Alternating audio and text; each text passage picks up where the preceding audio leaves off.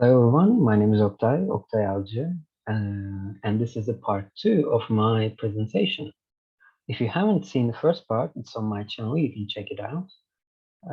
But in this part, I'm going to talk about what is rhoticity, the difference between rhotic and non-rhotic speakers, and by doing that, I'm going to talk about a little bit of the history of rhoticity, and we're going to see which parts of the world people speak with a rhotic or a non-rhotic accent.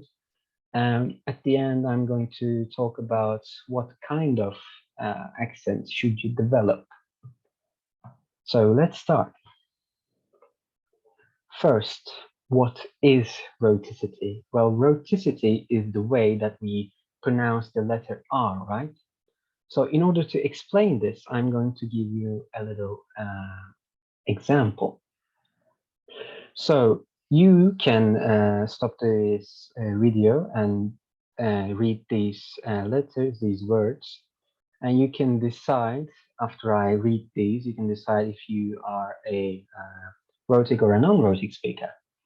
So if you're a rhotic speaker or a non-rhotic speaker, you are going to read these words like this. So starting with the rhotic speaking, I'm going to read them as I'm a rhotic speaker. So you would say, if you're a rhotic speaker, you would say heart, farmer, car, far, father, or water. As you can see, if you're a rhotic speaker, you pronounce in each and every word the letter R, you know? You say the letter R in every word. But if you are a non-rhotic speaker, you don't say the R's like this. Heart, farmer, car, far, father, water. So as you can see, in rhotic and non-rhotic speaking, you don't pronounce, or you do pronounce. In rhotic, you do pronounce the R's, and in non-rhotic, you don't pronounce the R's. So let's say you want to speak the English language in its proper and original way, right? And in order to do this, you might want to look into the original place that this language has, came from, and that would be Britain, right? So when you look at Britain now, you see that they speak in a non-rhotic accent. So if you want to speak the language properly, you might think that you should also speak in a non-rhotic accent. But you might be kind of wrong because English is a language that has derived from the German language. And if you have ever studied German, you would know that you kind of pronounce everything in German, including the R's. So until the 18th century, people in Britain also pronounced the letter R in their words, like heart or far, or any other word. So you might think that it is originally it was non-rhotic, but it's actually rhotic, like the American or the Canadian way of speaking of the English language. So we can, by that, we can look at like which parts of the world people speak with a rhotic or a non-rhotic accent.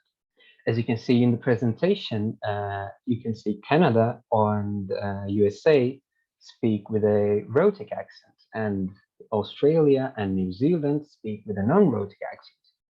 But of course, this is not limited with just these countries. I mean, for rhotic speakers, we can give an example of like Scotland or Ireland. But for non-rhotic speakers, we can give South Africa and Wales. I mean, so what kind of uh, accent should you develop, right? I mean, you can purely decide on your interest in the language, you know. For myself, I like the British accent more, so I speak with a predominantly British accent, but it's not quite like every word is from like British accents, British way of speaking, right? So it's kind of a mashup between British and English American accents for me. But you can also decide to develop a rhotic or a non-rhotic accent, like for your academic or business purposes. You know, for myself, I tend to speak in an American accent when I speak to a non-native speaker of English, because I think because of the rhoticity, American accent is more intelligible. It's easier to understand. I think like that. So when I speak to a non-rhotic speaker, non-native speaker, I try to say that, I tend to speak in an American accent. I mean, you can decide clearly on your interests or your purposes. And that's about it, really. Thank you for listening both of my presentations, and thank you for listening.